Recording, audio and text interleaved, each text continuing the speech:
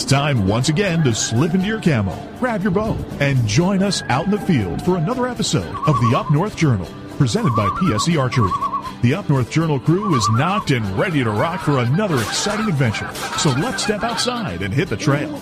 This episode of the Up North Journal podcast is brought to you by PSE Archery, Black Eagle Arrows, Scent Blocker, Killer Food Plots, Cabela's, Spot Shooters, Antler Action, Family Traditions Tree Stands, Tom's Custom Turkey Calls, and Badass Slingshots. Hey, welcome back to another episode of the Up North Journal. I am your host, a little disheveled, wore out, Mike Adams, and Dan Wingman Defoe, who Dan has no Defoe. computer. No computers, but you know it's good to see that Charles Byram computer keeps freezing. So see, not my fault here. His computer keeps freezing. Billy Hoffman says we're looking good. Yeah, Is this my good side? it must just be Probably. you though.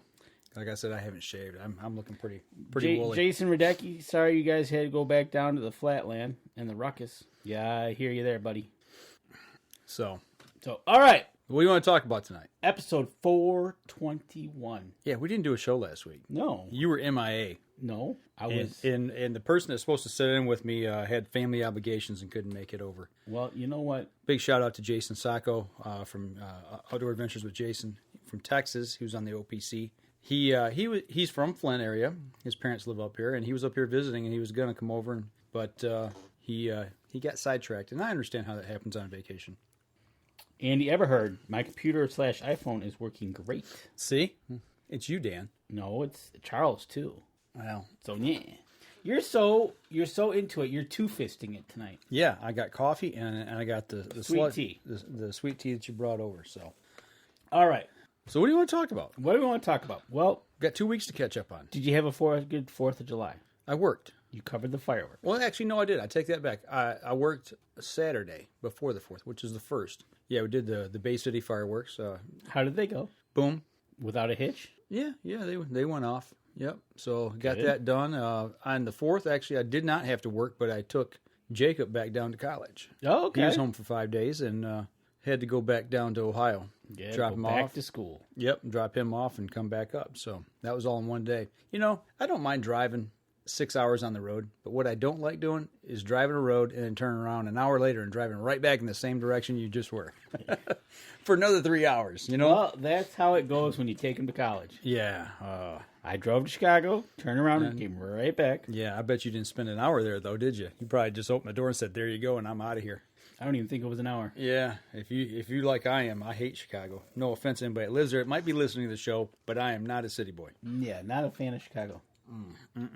So, all right. So you had a good 4th. Yeah. I had a good 4th as well. Yeah, you've been MIA for about a week and a I half. was in the UP. Had a great time. It was beautiful. We had, I'm trying to think. I don't know if we had one day. Maybe we had one day in the 80s. Although it was 70s. It was chilly in the morning. Oh, those are the best. You can sit on the deck with the coffee in the morning. And Did you have a little fire going in the morning and a campfire? not right away in the morning. The kids got it going in the morning sometime. And then You know- it was fire the whole time. Even in the summer, when you're out camping, you know, if you're at a campground or you're up north or wherever you're at, you get that cup of coffee. You come out and you're half awake. You stoke the fire from the night before, and it kind of comes back. There's just something sitting by a campfire with a cup of coffee. Yep, that's right. That's what we did. Me and Deb would get up, go have our coffee, sit on the deck. The kids would get up, and then they would head out. And Hey, Mara's on. Hey, Mara and Jim Beasley. Mara, we got to get you on the show here one night. And Jim and I got some work to do. But there you go. So you had a good 4th up there? Did you see fireworks? Did you guys have fireworks there? Or? We didn't have any fireworks. The people on the lake do a little pyrotechnic with music. Well, like one guy's a DJ Okay. profession, and so one guy's a demolition guy, and he put those two guys together. And Was there dynamite involved? I don't think so. I say, did any fish get killed? So they had 2 evenings of fireworks, a Saturday and a Sunday night show, I guess. Okay. So, but otherwise, yeah, it was peaceful. So the weather was good. Weather was good. We had one day of rain, which was Thursday, and I attempted my phone call to you, Yep. That was 'Cause- Thursday evening. and we were getting hit with some big storms. It was pretty cool. So Power flickered. you Trees down. you got a new piece of gear at camp. Yeah, I bought a cell phone booster. Okay.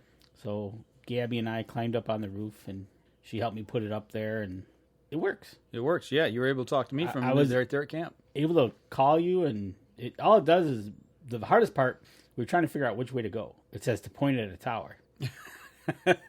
Where's the nearest tower? Well, that's exactly the question. 80 miles away. Gabby and I are up at top of the roof, like, okay, so where's the clearest? And you're up there like, Yeah, and you know how that goes with trees, right? Right. So I was like, okay, I know one town is this way, the other town's this way. So let's point it right in between. Yeah. Okay. And it worked. Well, it did, a little bit. So we're like, okay. So I went down to the neighbors and down there talking to him, asking him how he's doing, blah, blah, blah. Gabby notices up on his cell phone, up on his satellite dish pole, he's got a cell phone booster too. Mm-hmm.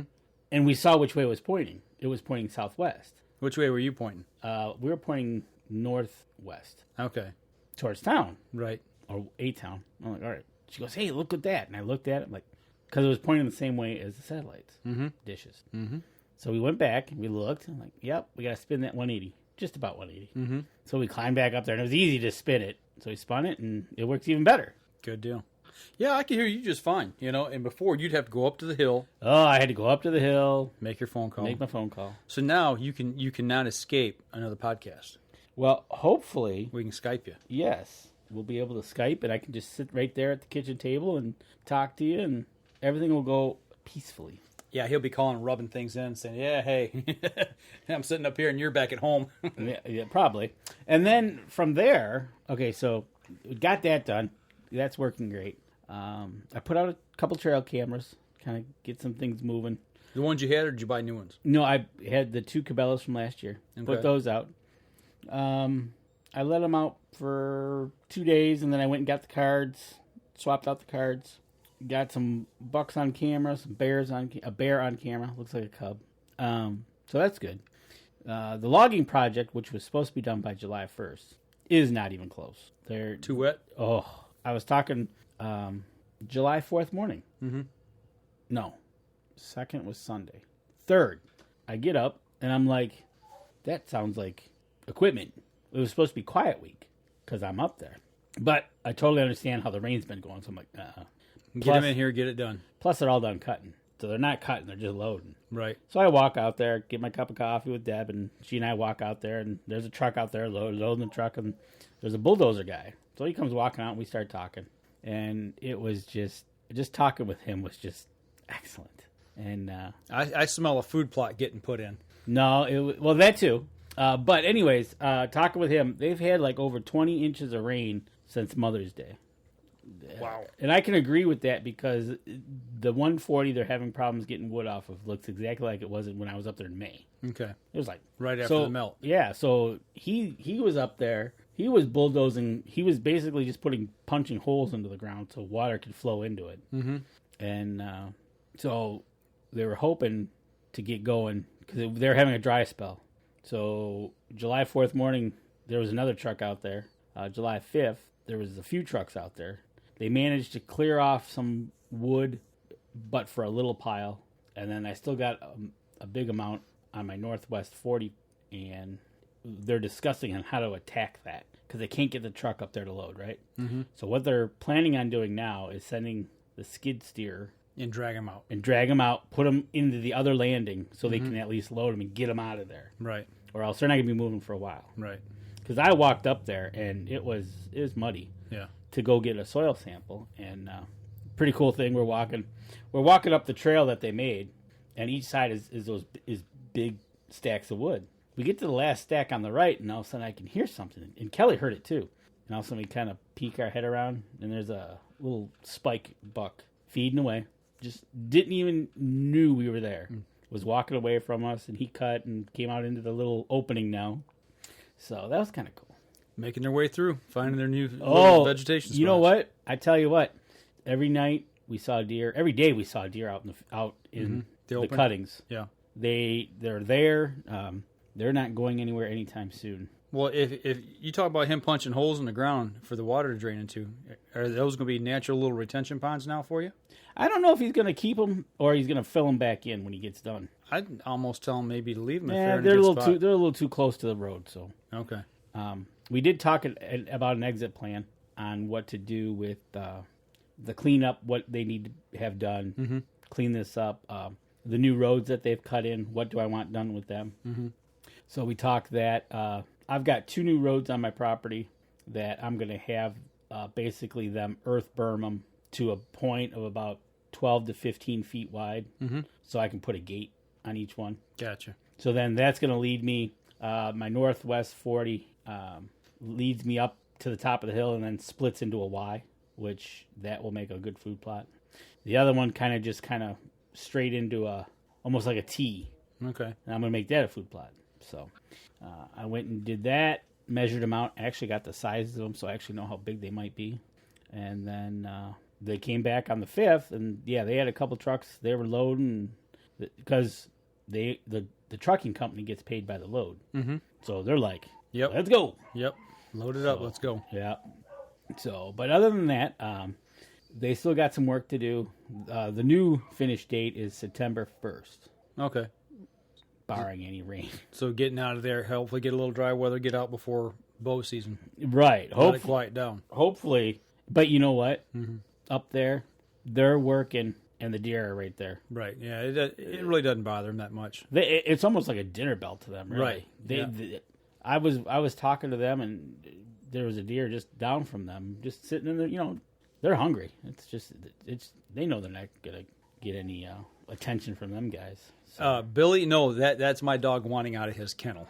He's been fed. He's just old and grumpy like me. Oh.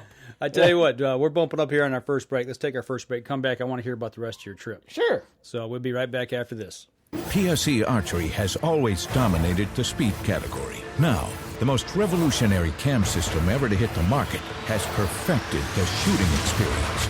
Introducing PSE's Evolve cam system, featuring extremely high let-off capabilities and the smoothest draw cycle in history. No other cam system has ever delivered this level of total comfort and total control. Experience PSE. Experience performance. Killer Food Plots have been helping property owners for over 20 years create premier whitetail habitat. Whether replenishing your soil with their all-natural Organics Fusion pellets or planting a premier KFP food plot seed blend to help your deer rebuild their bodies through spring and summer while supplying the much-needed high energy during and after the rut, you can trust that Killer Food Plots family and their products will help your deer achieve their full potential.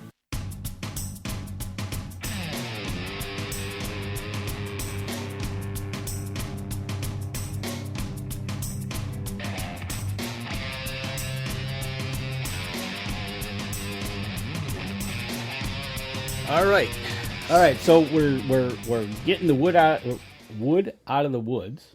I went down another road that they created, and I noticed they had still a lot of piles in the woods. Just got too wet. Mm-hmm. So they got to go back and pull those out. Hopefully that was going to be done this week. Hopefully it doesn't rain. Right. So. Well, did you do any fishing while you're up there? Oh, of course we did some fishing. Wouldn't be up north if we didn't go fishing. And so Deb set out to go after some brook trout, her nemesis, which is on the property. Mm-hmm. And she caught 3. So she caught a nice one. Probably the biggest one. That's probably about 8-inch one. What are you catching them on? She was catching those on I think she was using just a fly, a jig. Okay. Just a bare jig, I think. Oh, you know what? Take that back. She was using an egg. Okay. An egg on a hook. Okay. So it was just right underneath the bridge. Mm-hmm. They always hang out there. So she just dunked it in, let it float down. Hanging out under the shadows. Oh, yeah. Yep. So she was playing with those. Played with those a couple days. Had fun with those. Headed over to the Michigami Reservoir. And like we said, they've had a lot of rain. Typically, when we go to the reservoir at this time of the year, the dock that they have where you launch your boat usually sits out a good 4 to 5 feet out of the water. Mm-hmm. Yeah, it was probably maybe 2. So there was a lot of water in the reservoir still. Water clear, or you muddied up because of the rains? No, it's clear. Okay. It was just iron, so it's dark. So we headed over there. Saw a bald eagle. That thought was pretty cool. Jumped in the kayaks. My daughter and Gabby went out first. We stayed on shore, fish from shore. They went over to a spot across. It was probably a good quarter-mile paddle to the corner. And so we're sitting there, and I'm just enjoying myself. Oh, there you go. Deb says salmon eggs. That's what it was. So we're sitting there, and all of a sudden, here comes Kelly, paddling away. Okay. And Gabby's kind of just behind her. Oh, might want to switch. I don't know. Well, she pulls up and says she's got a fish, and she thinks she's got it through the eye. I'm like, okay. Well, she towed the fish all the way across the lake. I'm like, all right. Well, she didn't have a pliers with her. Okay. And she was pretty near tears. I said, hold on. And I see this fish swimming in the water. I'm like, wow. It was a walleye. Mm-hmm. It was pretty close to a keeper. Mm-hmm. I didn't measure it or nothing. So I picked, and what she actually did is she caught it. She lip caught it perfectly just under the eye. She didn't catch the eye or nothing. Mm-hmm. So I fought with it a little bit, and I did spike myself. That hurt. But I got it out, and I set him back in the water, and it took him a few minutes, because after you get dragged across a lake. You're a little tired. So, and then he just kind of slowly swam off. So that was pretty cool. But that's our good fish story, was that one. She dragged a fish across a lake. And I teased you before you went up about fish dragging you across the lake. Yeah, well, Kelly dragged it across the lake. So nice. That was pretty funny. So she caught a walleye, and then we went out. We got up early the next day, and we headed out, and it was just glass. I mean, it was a threat of a storm, but it didn't happen. A little bit of rain. We got out there, some sprinkles, but it was glass in the beginning. I ended up catching 2 walleye, just casting. Nice. Keepers, if I would have kept them. Caught them on a wacky rig, the first one. The second one, I caught them on just a rubber worm. Where did you learn that trick at? I don't know. Some guy from Ohio. Tell you. But that was fun catching those 2, because I was using ultralight, so the rod's just like bending over. And I was getting taken around in a little bit in the kayak. You know how that goes. That's cool. Yeah. So other than that, Deb didn't catch anything out on the water. Looks like she's turning into the trout fisherman there.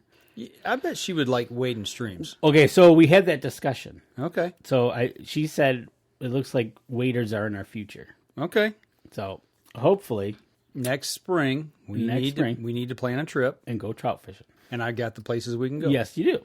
And what that plays into part 2 of that, I said, okay, because Kelly and Gabby, it got warm up there. It wasn't hot, it was warm. So they decided to walk down the stream.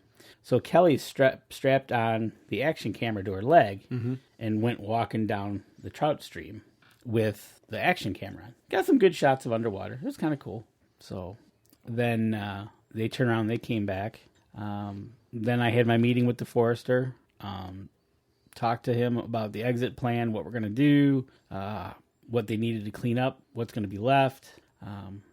Those trucks, when they're loaded with wood, can mess up a road pretty good. Mm-hmm.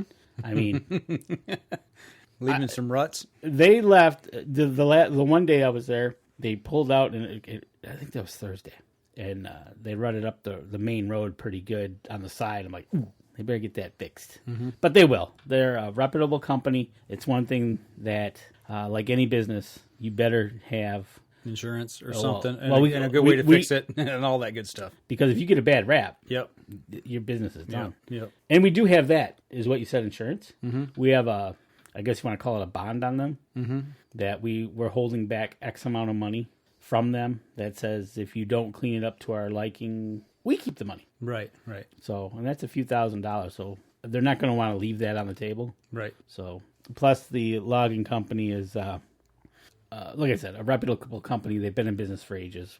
Matter of fact, my forester used to work for them. So, but then, the last day we were there is when the rain was supposed to show up. It did in the morning. Then it cleared up. It got nice. Then in the evening, when I called you, we had a really bad storm come through. So I had to walk the trail to make sure no trees had come down on the trail. Mm-hmm. But other than that, I walked the property. It looks good. I really like it. He thinned it out in my hardwood section. He went in and he he explained it to me. He improved the quality of tree. He took out all the bent ones. He took out all the bad ones. He took out all the... He says in 5 to 10 years, when we go to harvest a third of that, it'll be quality harvestable wood. Yeah, it's got room to grow. It's straight. Yep, I got you. Yep. So I walked through that, and I could tell the canopy had been opened up, and that was kind of nice. I was walking in that 40, and I'm like, okay, I know there's a tree here that's got a tree stand on it. It was a big pine. Mm-hmm. It was probably one of the tallest pines on the 40, but with all the leaves on it, it's hard to see right now. So I'm walking with the kids, and I'm like, okay, I'm looking for a tree.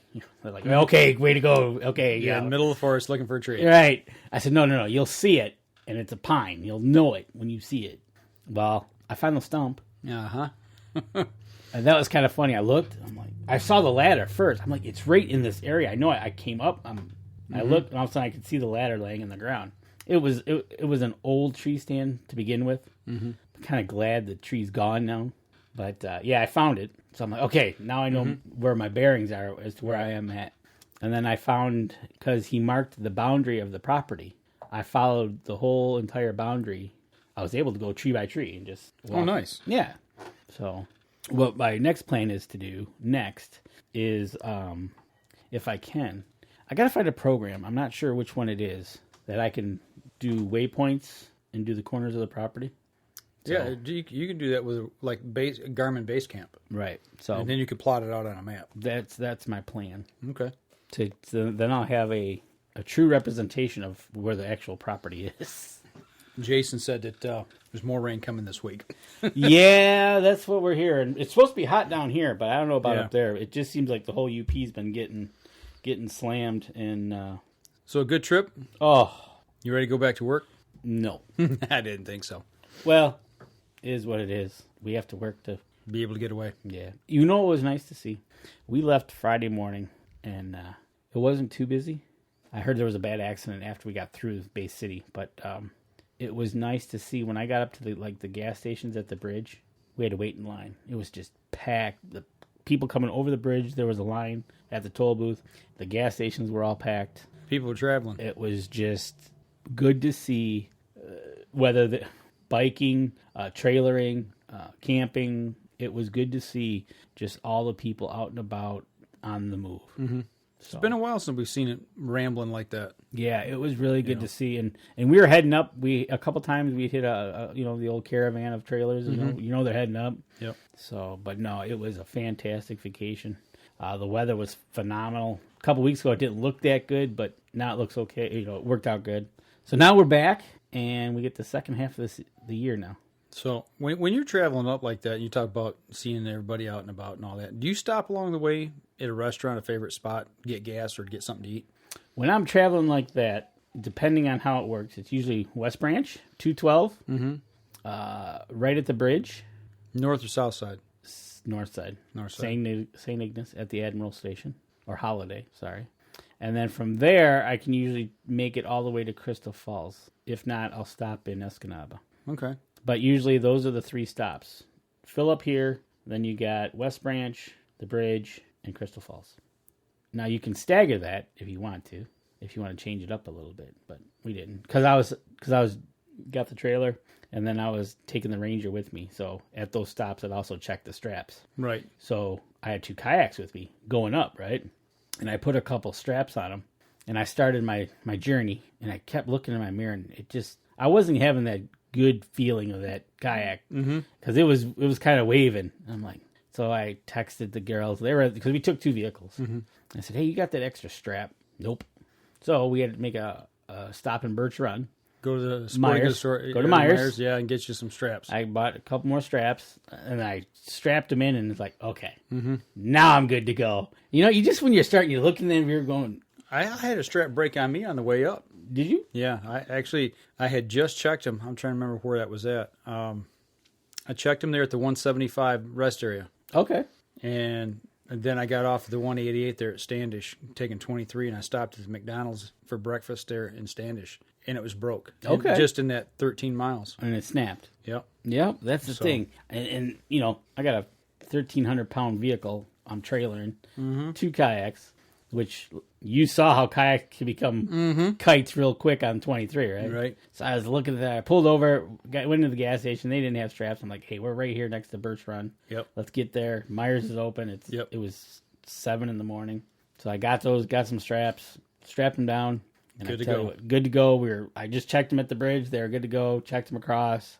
They were fine. So when I came home, I just reversed it, made sure the kayaks I pushed them down into each other, being plastics. So it was good. It was good.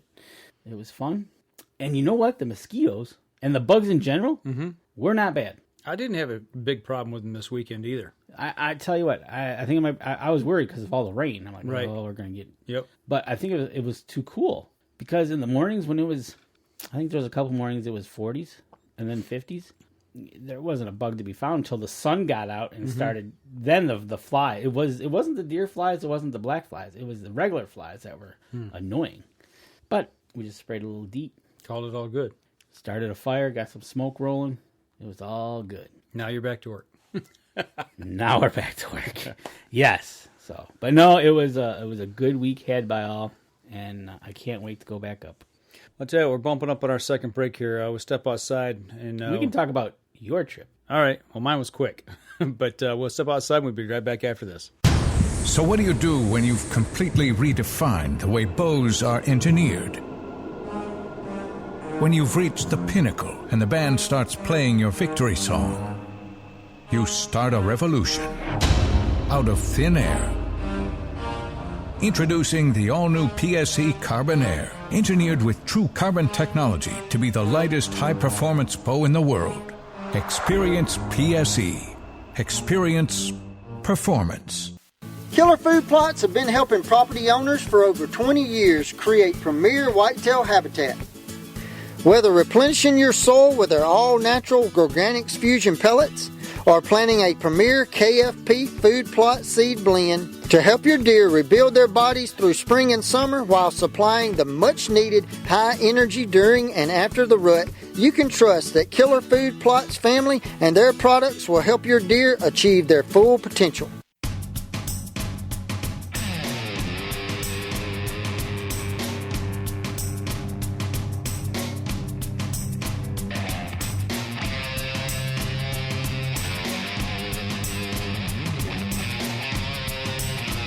Welcome back to the 7-minute show. Danny's back home from vacation. I All is am. well. And like I did tell Deb, because I was running the chainsaw a little bit, there's nothing like good chainsaw therapy. Yeah, you can cut a lot of stuff up, cut a lot of anger out. Oh, absolutely. There's nothing better than just... And I had a couple trees I had to get off. I had to pull one out of the water because I just threw it in the water in May. Mr. Beaver was up to no good, so I pulled that out. That was a nice birch. That was a straight birch. So I cut it up, cut it into lengths, put it in the in the wood shed, and made it. I thanked him for his donation to the campfire. Yeah, although it was a nice tree that he cut down. It was beautiful. But other than that, yeah, you can. There's a lot. And then that was another thing I kind of want to do is every time I'm up there, maybe because all you gotta do is walk like 10 feet, and you've got actually good firewood. Right. That they don't use. It's Right. So the plan is maybe go up in May, not May, try September. After the project should be completed. Do some cleanup. Just how we're going to do some cleanup, and we're not sure. We might have to rent something, or for now, or this year alone, just try to get much of the free firewood that's sitting on the ground out, get it back to camp so we can cut it up. There you go. That is one thing, though.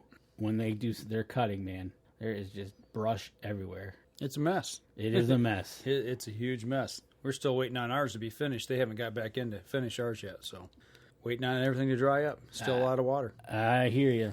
I hear you about that. And we're looking to get the property put into the forestry program. Okay. We got to have that paperwork in by September 1. Get it done, man. It's well worth it. Well, if you're going to save 40% on your taxes. Bingo. Yeah, I think. Winner, chicken dinner. You got it. So I sent him the information I needed to send him. He's got to write the plan up. He already knows the land, so He's already started the project. Right. Right. So then all we got to do is fill out the form and see if we get approved. There you go. Well, I'm sure you will. I think so too. They like people when they get into that program. Yep. It's a win-win situation. Yeah. So, but then you headed up north. Yeah, it was a trip that I did not want to make. I don't think I've ever said that. But you had to. Didn't have to, but needed to. It was a work weekend. We got one of the guys at camp got he drew a bear tag. Okay. So it's like, okay, well, we need to get everything done before they start getting up there and getting their stuff set up. So, I have respect for which bear season is he going to hunt? Third week of September, I believe. Okay. All right. Yep. So I wanted to get everything out of there and get it done. And if you remember that one ground blind that I've got up there that had the tarp on it because the roof, the shingles or the roll roofing blew off. Yep. That was my task. So, well, you also fertilized. Yeah, that was another task. I had about 3 or 4 things I really wanted to do, and I really got them all done, but one thing, and it's not a major deal. Oh, good. But I figured out why I quit roofing about 8-9 years ago. Oh, you had flashbacks, huh? Yeah, well, I had to put the roof on. on the. You got a little what are they? PTSD roofing? Yeah, well, my body did. Oh. Yeah, it was, my knee, I blew my knee again. That problem I've got on the side of my knee, that all swelled up like a size of a tennis ball. My back's all out of kilter, and I figured this is why I quit.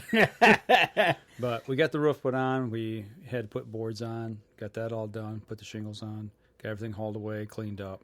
Had some trim work I had to do, put some pieces of trim on. I did that today and painted and camouflaged it.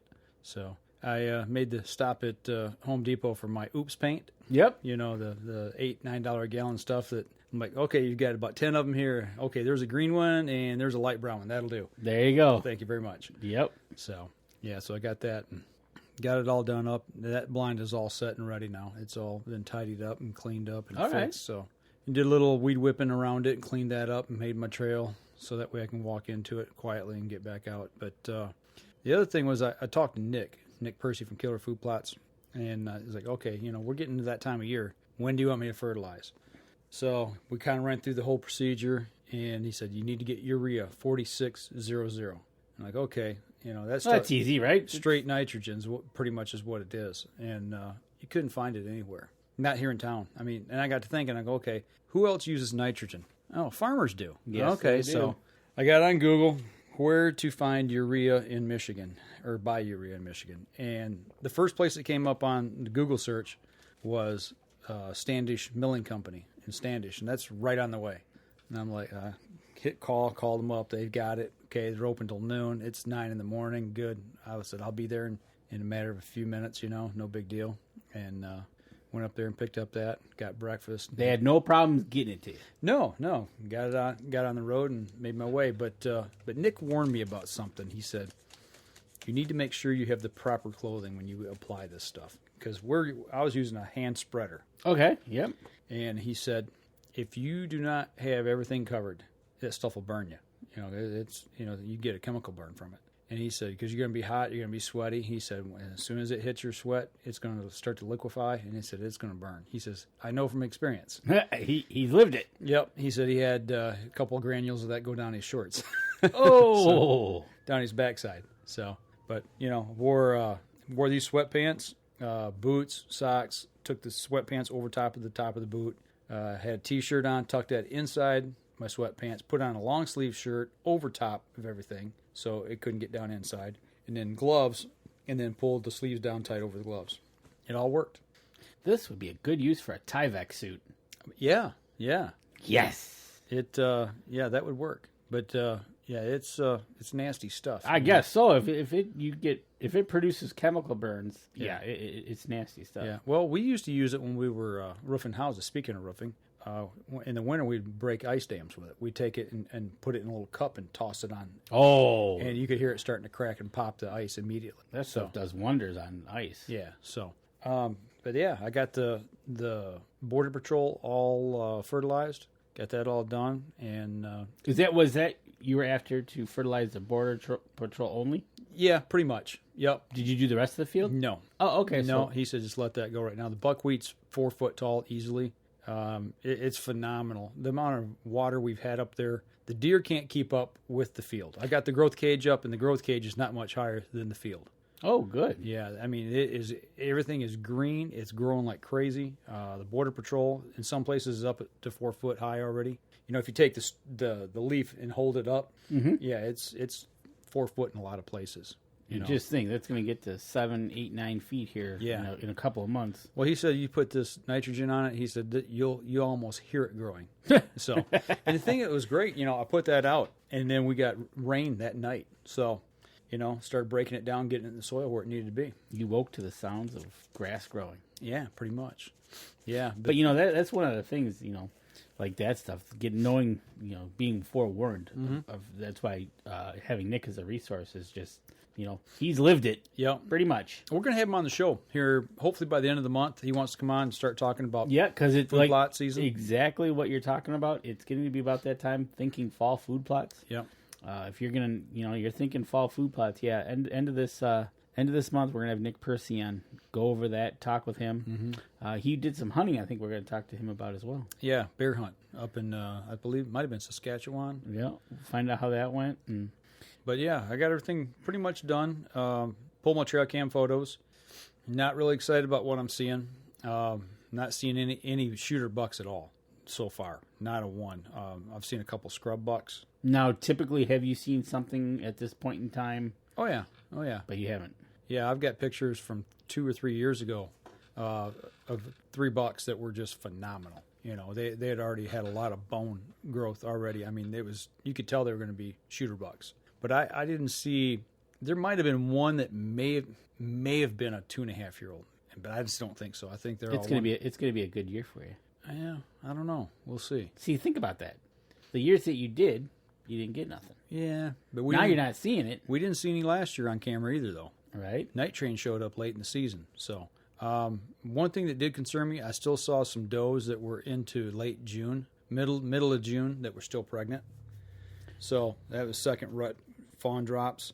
And the only saving grace that might come of that this year is I only picked up 1 fawn on trail cam. We found a lot of fawns already that have been hit by predators. You know, what little bit was left. Seen a lot of coyotes on camera. Seen bobcat on camera. Seen a few bears on camera.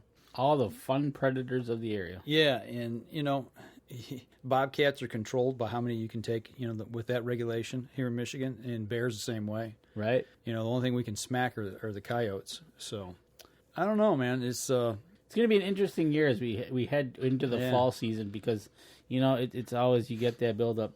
I got that bear on camera myself. We did see overall for the week, we did see a lot of fawns, a lot of fawn prints. So that was a plus. Like you said, we had this doe come in, really black face. She was just huge, and I thought she was literally pregnant. I'm like, oh my gosh, she's pregnant. Well, she showed up on camera and she's got 2 fawns with her. She's just that big. She's just big fawn. I was like, or deer, just big doe. So, but. No, it just... Yeah, we got a lot of little deer up there. A lot of young deer. But last year we had a lot of fawns. Yeah, we had a lot of fawns. But the ones I'm seeing that's got me concerned, there's some that they look like fawns do in September normally, but we're seeing them now on trail camera. They're not this year's fawns, obviously. They're probably like a third rut. Right. You know, a third breeding cycle drop, you know, and they made it through the winter. But man, they're little. They're little deer. They're almost like short deer. Yeah, they're runts. Yeah, runts of the litter. They're we got at my house. We got 2 that are kind of like that, but I don't think they were that late of a. They're just like runts. It's like you can tell who they are. It's like but it'll be interesting. You're not seeing them now, but you think that's because of the forestry project, or you think maybe I think it's a predation. A lot of it's predation. I don't think it's really the forestry project because, you know, typically when we're cutting, like you said, deer coming in, they're feeding. It doesn't bother them that much. You know, could it be, you know, human presence? I don't know. I can't lay my finger on it. So, well, you got the cameras out, so hopefully as we get into we'll have the peak of the summer here in July, August. Yeah. And then we'll switch it over, and I think you'll see a change. I hope in September we're starting to see some stuff that's going to, you know, pique my curiosity. I need to move some cameras around once once I kind of figure out where they're running, and maybe that's what I need to do. Maybe I need to take some cameras because I'm really concentrating cameras in 2 areas. Right. I got 3 areas really. I've got 2 of them pretty tight together in one spot up on the Oak Ridge, and then I got 4 cameras together down on the field, just because we're trying to see how this field is growing. Oh, okay. And watching that and what's going on in the field. So, speaking of, you just said Oak Ridge, but did you talk about having plans of fertilizing the oaks? yes, we were, but we're not going to now because of the oak wilt. Oh, yeah. We're not going to waste. I'm not going to waste the money on it. I talked to my forester, and I asked him, said, do we have oak wilt in the area? He says, yes, we have it here. So I'm like, oh, okay. So Something to keep an eye on. Yep, exactly. They're not going to do anything with ours until after the season, the growing season, which would be late, probably. I don't know if it's going to be in August or September, maybe even after deer season. And the reason being is the red oaks, once you cut a live red oak tree, even if it's got disease, but once you cut it, it's going to stump sprout. Yes. So we're trying to wait till that growing season's done and then cut them and then put the herbicide on them and kill them. I tell you what, that was one good thing I did see. I could the stumps that I seen some stumps that they had new. It was already probably a foot tall on some of them, regrowing. So was that on your popple or is that both? It was on maples. And maples were oaks. There was an area. There was an area there that just had maples everywhere, which was kind of cool. It's like, wow. The popples, Brock said, you cut one popple, you get like 1,000, 1,500 sprouts from that one. Wow. And he says, don't be surprised if on average now you'll see after this year you'll see probably about 3 feet of growth a year. Okay. I'm like, all right, Nice. yeah. So That'll take. but I think your area now this is going to be interesting because you're going to have a bear hunter there. Mm-hmm. And you're going to be knowing where he's at. Mm-hmm. So I wonder if that presence is going to kind of get the deer to move a little bit for you to get them on the trail cameras. I don't know. It'll be interesting to see what happens. I think so. I think just right now, because like in my backyard, I got deer that it's hot. They're just laying down. It's just they come in, they lay down. They don't go far away. They just the flies are bad for them. But other than that, they're not traveling if they don't have to. Even though they got this. I didn't see a lot of deer movement. But then again, I was only in one spot. I was working on the blind, and I worked on the blind all day Saturday. I got there at 11:30, and I was working from 11:30 till probably 8:30, 9 o'clock. Right. So it.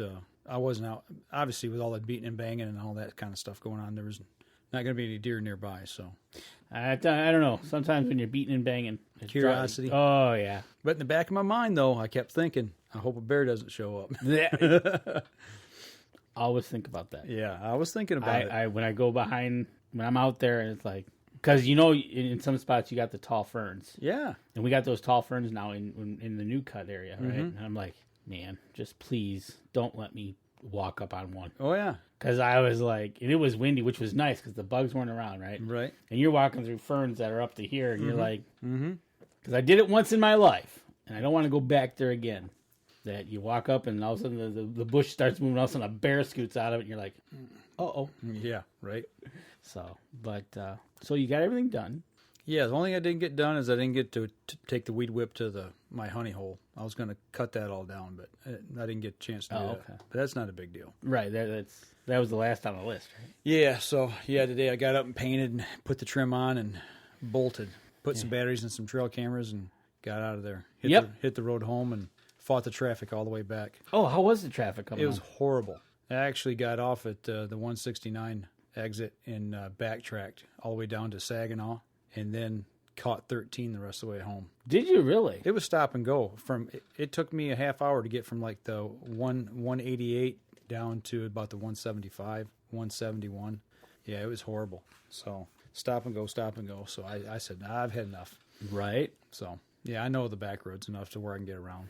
Well, that's the thing, is especially when you come into the flatlands there. Yeah. And everybody just decides to hit the brakes. And then we got the construction. Then it's like, really? All right, I'll tell you what. Charles Barnum says, my trail cam photos are sucking also. So even in Iowa, the trail cams. He's having PC problems and phone problems and trail cam photo problems. Yeah. Yeah. I did have a couple cameras that were flaky on me. I had one that actually the batteries were dead, and then I had another one that kind of surprised me. But I had that on time lapse, and I haven't looked at the time lapse yet. Oh, okay. So I have a feeling because it's taking so many photos, Right. it's just burning it. But I put fresh batteries in that one, recharge them, and then I had another one that had a bad chip in it. I got all the pictures off of it, but when I put it back in, it wouldn't load, and I had to reformat it and then put it in. So a couple little hiccups here and there. So Charles says, having been seeing fawns, luckily, but my buck count is way down. Putting in a food plot, hope it will help the herd. Hope the weather cools down so I can get after the dogs soon. Yeah. Well, that's kind of what I'm hoping for too, man. Get things cooled off up there, and start hoping to see a few shooter bucks and get a plan together. I mean, it's still the middle of July, so I mean, maybe I'm just worrying too much right now. I don't know. But I to me, it's we know they're in the area. Mm-hmm. It's just they have to walk in front of a camera, right, as opposed to walking in front of a field. You see them at the other end or something like that. Right. It's just. I think that's what it is right now. And plus, it's July. One thing I did find interesting was I got one camera in the oaks, and it's I've got a couple cameras in the oaks, but deer were feeding around this one particular tree, and I got to go back and look at the tree to see what type of oak it is, see if it's a different type of oak. But every other photo that I had, they would come up off the oak ridge off the road and then down to this tree, and they'd circle this tree and they'd feed around it. Like they were looking for acorns. But see, their acorns are not dropping right now. But it's really odd. I don't know what it was that they were looking for, but maybe they're looking for last year's acorn drop. But I just wonder if that's got a sweeter tasting acorn off that tree. I want to say a white oak. Could be. I think. I talked to Brock about this. Matter of fact, we just talked about this too. A bur oak? A white oak? I think he said white oak. We'll have to have him on the show. We can run these questions by him. But he said they will do that. Mm-hmm. They prefer that acorn because it's sweeter to them. Yeah. Now, I know we've got some, I think they're white oaks down on our lower road, and they drop pretty quick. They drop usually around the middle of September, and they're just little tiny. I mean, just no bigger than the end of your finger. The acorns are real small. Oh, okay. But, man, they go in there and they just feast on them. I mean, it looks like a cattle have been in there. Oh, yeah, around the base of the outside of the tree. Yeah. So, they really like those. I think that could be what it is, but it just, to me, it seemed odd that they were looking for acorns already. We've got clover. Speaking of clover, we got clover leaves, petals on our clover this big around already, size of quarters. I tell you, you've been having some serious good water. It's the best clover we've ever had, and it's mammoth red clover. We planted in with that rootstock rye, right? And you look down between the rows of where we planted it. And that rye, that rye is up a good, 3-4 foot, and it's protecting that clover. So the deer has to work and get his nose down in there to find it. But man, it's just phenomenal. It's thick, huh? It is. Yeah, it's thick and lush. If you've watched the weather, you've had pretty good rain. Mm-hmm. We've had a lot of rain. We haven't had no quote dry times to slow it down. Right. Yeah, it's just been growing and growing and growing. Yeah. And here we coming into July and August when you typically think, but in August if it gets muggy out, you just got the moisture from the air itself, which is nice. Yep. So we just got to worry about July.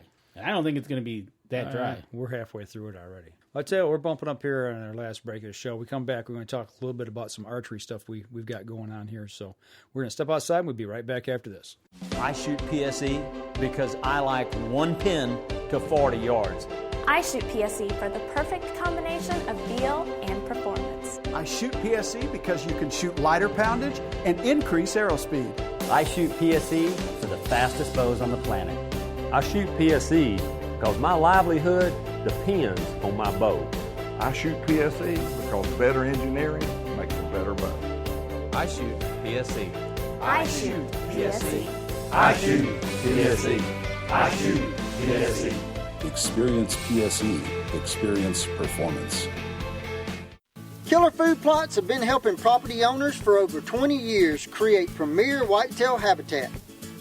Whether replenishing your soil with their all-natural Organics Fusion pellets or planting a premier KFP food plot seed blend to help your deer rebuild their bodies through spring and summer while supplying the much needed high energy during and after the rut, you can trust that Killer Food Plots family and their products will help your deer achieve their full potential.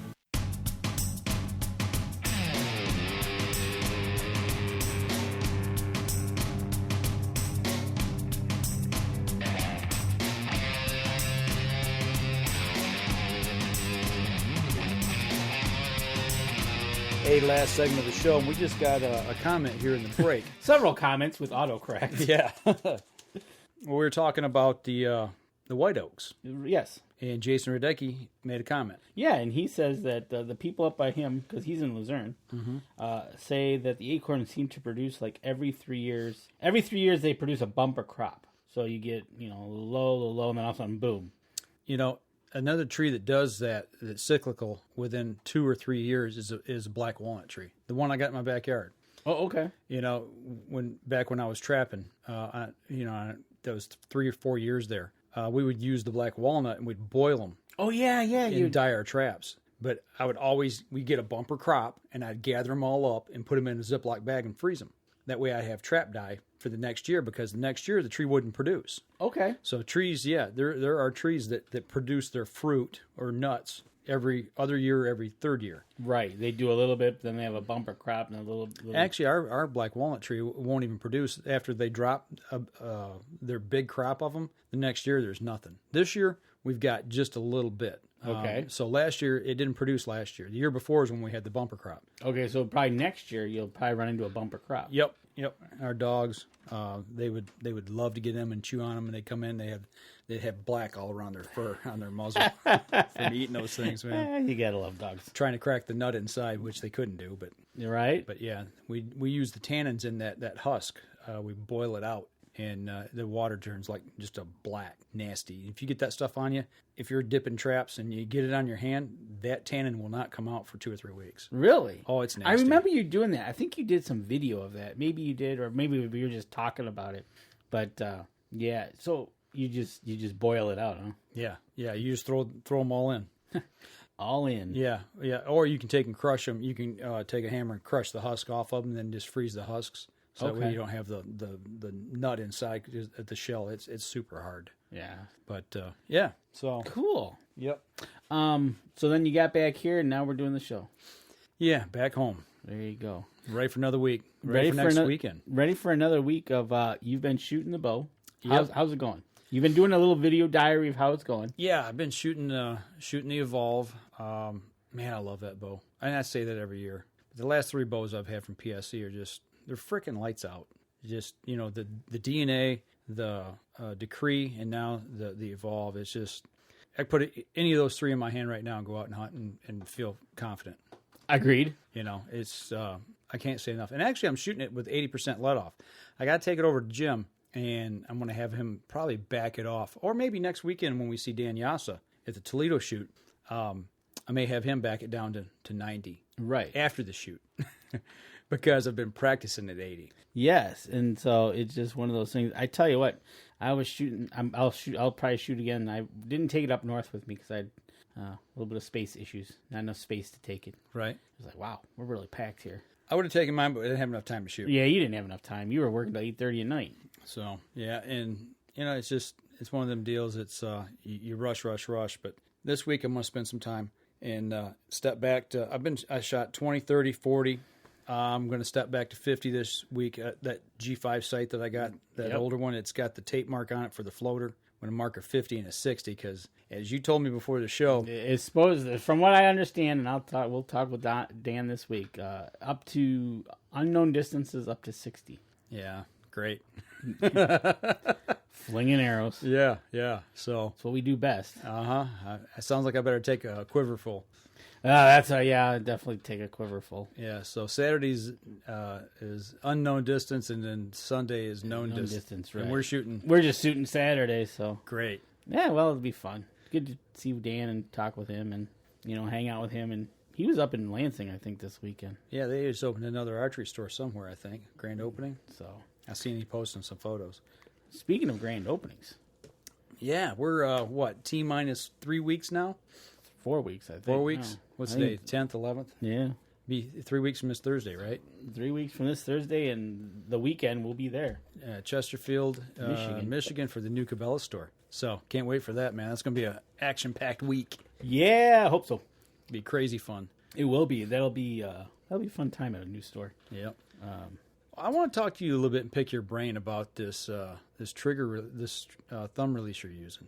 Okay. Because what I've noticed, and I alluded to it in one of my videos that I'd been videotaping or even live streamed a couple of times shooting in the backyard, how things were progressing or digressing, and I noticed with my release, there's just... Now, you're using a trigger release, right? I'm using a standard trigger release. Okay. And it's just something about it, the tension on it is just... Sometimes I have a little play in it, and I think I have a tendency to over-pull. And punch the trigger? I think I'm doing some trigger punching with it. And I'm just wondering with a thumb release, if you got a little more control with that. I'll have to bring it over next week. Okay. And let you mess with it. Because one of the main reasons I switched, just because of that trigger, I felt myself punching the trigger. It's like I couldn't get out of it. I was like... Slapping it. Yeah. Grabbing it, slapping at it. So then I said, all right, let's, instead of pulling the trigger, let me push the trigger. Yeah. So I've been learning to push, and maybe that it could Are you be. shooting any more consistent? I'm about the same. Okay. So does it take that out of your head, though? Yeah, it does. Okay.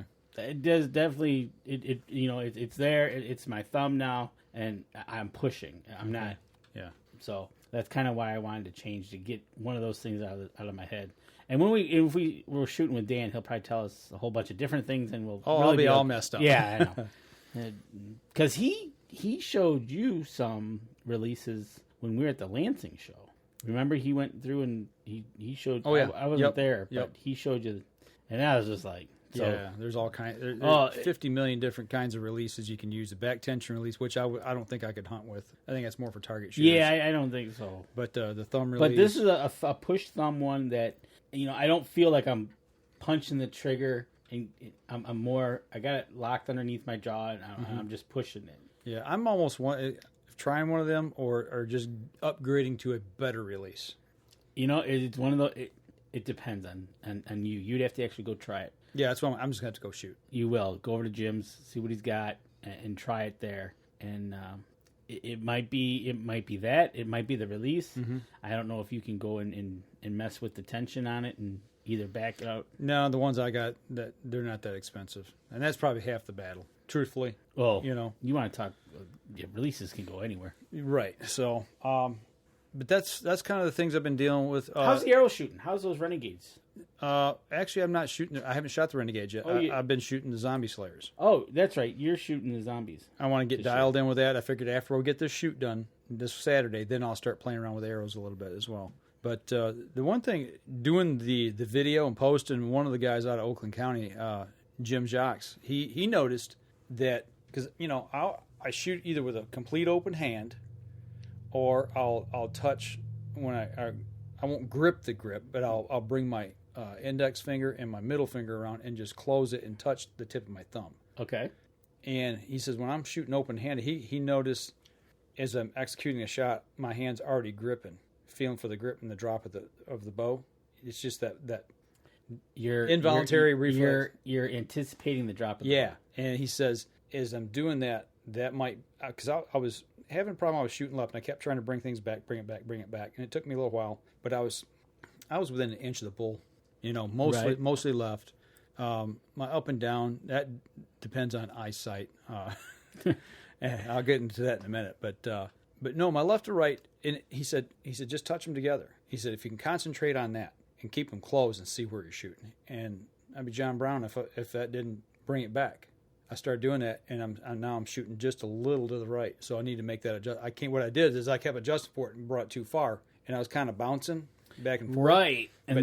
But I did that, and I shot 3 rounds, and they're all shooting pretty consistent. That's one of my biggest flaws that I have is I'll shoot 2 good arrows, and then the third arrow is like, oh yeah, like, yeah. It's like That just bugs me. I anticipate. I know what I'm doing. It's like, that's my. I already know I'm dropping the bow, and it's like, stop that. Oh, as soon as you execute the shot, you know. Yeah. You know if it's in there or not. Right. And the one thing, when I very first started this, setting that bow up, I was struggling for target acquisition at 20 yards. It's just when I'm looking through the peep and grabbing the pin and putting it on the target was blurry.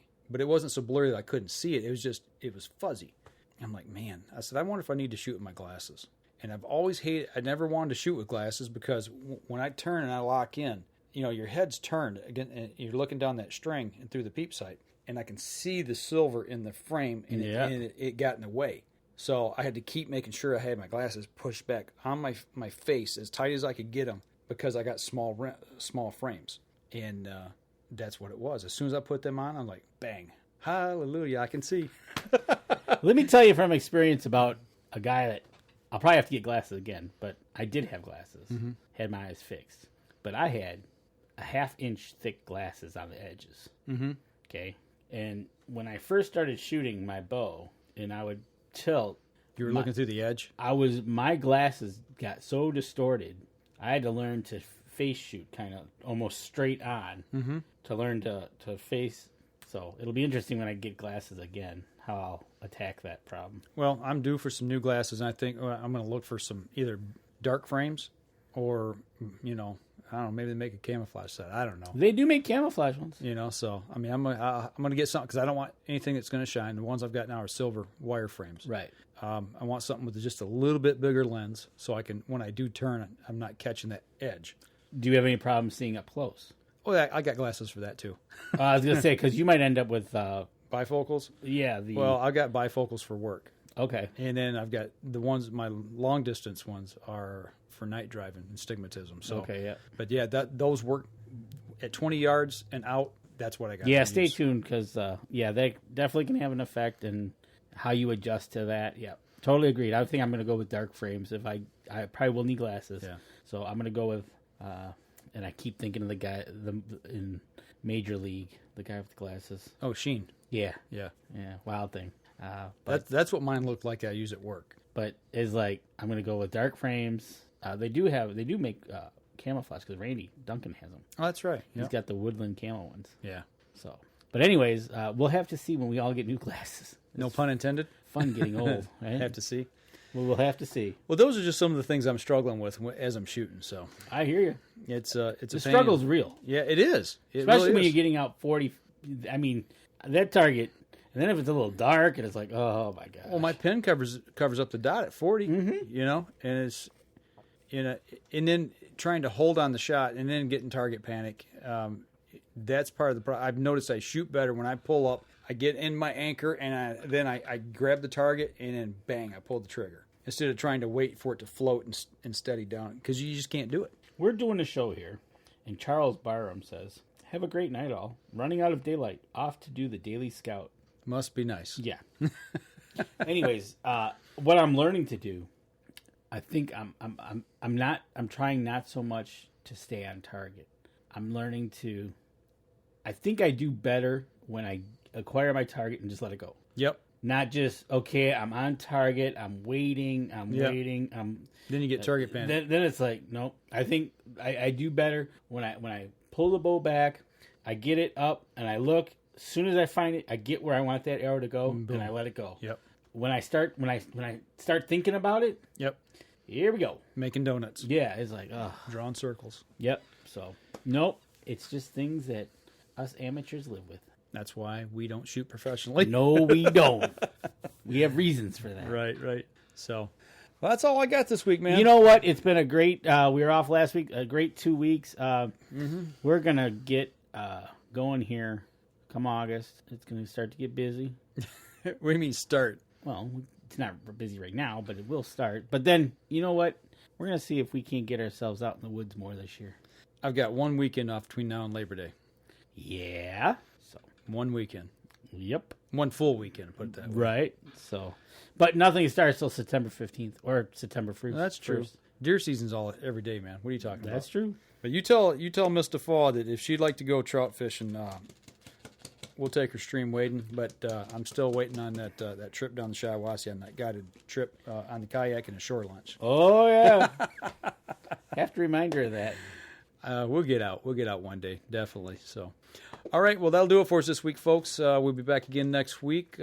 Yes, we will. We'll be back next week. Talking about our shoot down in Toledo. Right. So we'll see how that goes. Yeah.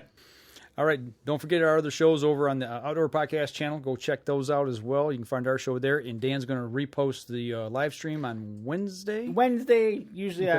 I'm getting there. All right. So that'll do it for us. Easy for me to see. That'll do it for us this week, folks. This episode was brought to you by PSE Archery, Black Eagle Arrows, Scent Blocker, Killer Food Plots, Cabela's, Spot Shooters, Antler Action, Family Traditions Tree Stands, Tom's Custom Turkey Calls, and Badass Slingshots. Thanks for listening, and join us again here next week. Until then, remember, as we always like to say, if you're out on the water or in the woods, shoot straight and be safe. Until next week on the Up North Journal.